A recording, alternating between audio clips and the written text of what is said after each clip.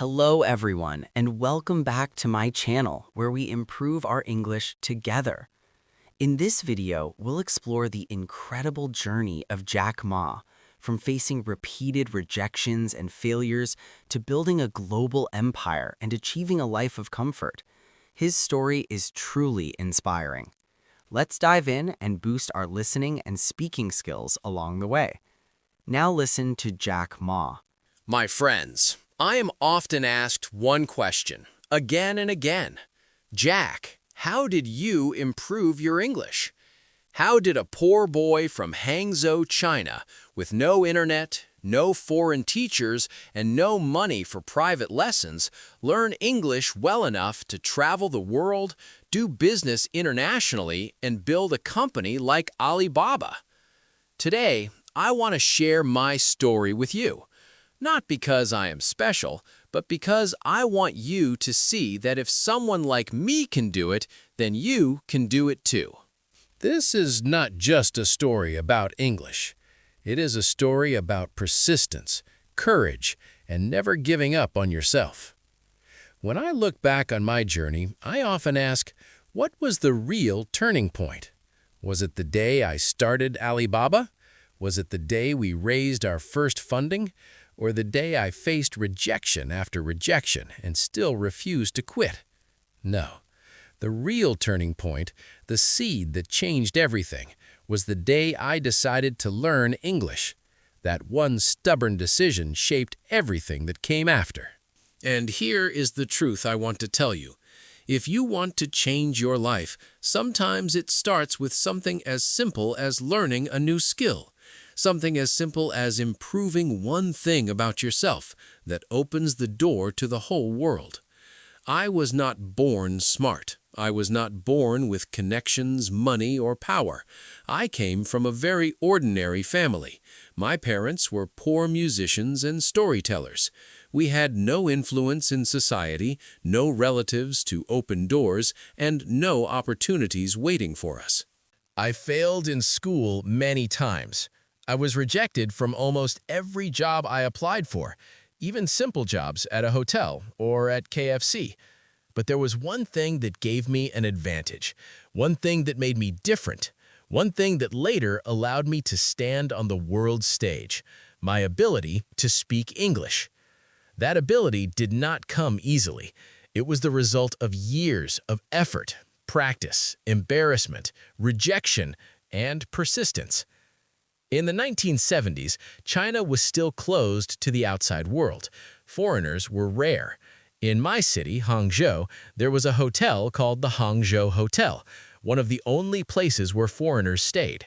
Every morning, before sunrise, I would ride my bicycle 40 minutes to get there. I was not paid. Nobody asked me to come. My family did not understand why I wasted time talking to foreigners instead of studying. But I had a dream. I wanted to understand the outside world. I wanted to connect with people beyond my country's borders. And I knew English was the key.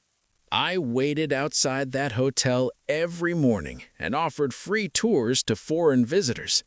I told them, I will show you around my city. You don't have to pay me. All I want is to practice English. At first, my English was terrible.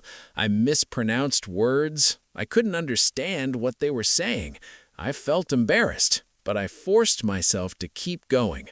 Some foreigners laughed. Some were patient. Some ignored me completely, but I never stopped. Day after day, year after year, I kept talking, listening, and practicing. My classroom was not a school, it was the streets of Hangzhou. My teachers were not professors, they were tourists, travelers, and business people from around the world. One Australian family I met became very important to me. Years later, they invited me to visit their home in Australia. For a boy from Hangzhou, that was like being invited to another planet. When I went to Australia, I saw the world in a way I had never imagined. I saw freedom, opportunity, and openness. I realized the world was much bigger than my textbooks had taught me. And I realized English was not just a language, it was a bridge between my small world and the big world. I made a decision then. I would never stop learning. I would never stop improving. I would never stop using English to open doors. But my journey was not easy. For many years, I failed. I failed my college entrance exam twice before passing on the third try. Even after graduating, nobody wanted to hire me. I applied to be a police officer, rejected. I applied to KFC when it opened in Hangzhou. 24 people applied. 23 were accepted. I was the only one rejected. At that time, I wondered if my life would ever amount to anything. But here is the lesson. While people rejected me, English never rejected me. Every day I spoke, every day I practiced, I improved a little. And that improvement gave me confidence. Confidence is not built by success. It is built by small steps forward. My English gave me that confidence. Now, to the young people listening today, maybe you feel like you are failing. Maybe you feel the world is rejecting you. Maybe you feel you are not smart enough, rich enough, or talented enough. But I want you to remember this. Success does not come from being the smartest or the richest. Success comes from finding one thing you are willing to work on every single day, even when nobody believes in you. For me, that was English. For you, it may be something else, but the principle is the same. If you can commit to improvement, if you can dedicate yourself to one skill that connects you to the future, your life will change. Later, when I started Alibaba, people asked, "Jack, how did you convince investors from America, Japan, and Europe to believe in you?" The answer is simple. I could speak to them directly. I did not need a translator. I did not need someone else to tell my story. I told my own story from my heart, and they believed me. Not because I was smarter, but because I could communicate, because I could connect. That is the power of English. That is the power of communication in business, in leadership, in life. If you cannot connect, you cannot succeed. Now, let me give you some advice. First, do not be afraid to make mistakes. When I spoke to foreigners, my grammar was wrong. My pronunciation was wrong. Sometimes they laughed, and I laughed with them. I told myself, every mistake is one step closer to improvement. If you wait until you are perfect before speaking, you will never start. Speak now, improve later. The key is courage, not perfection. Second, create your own environment.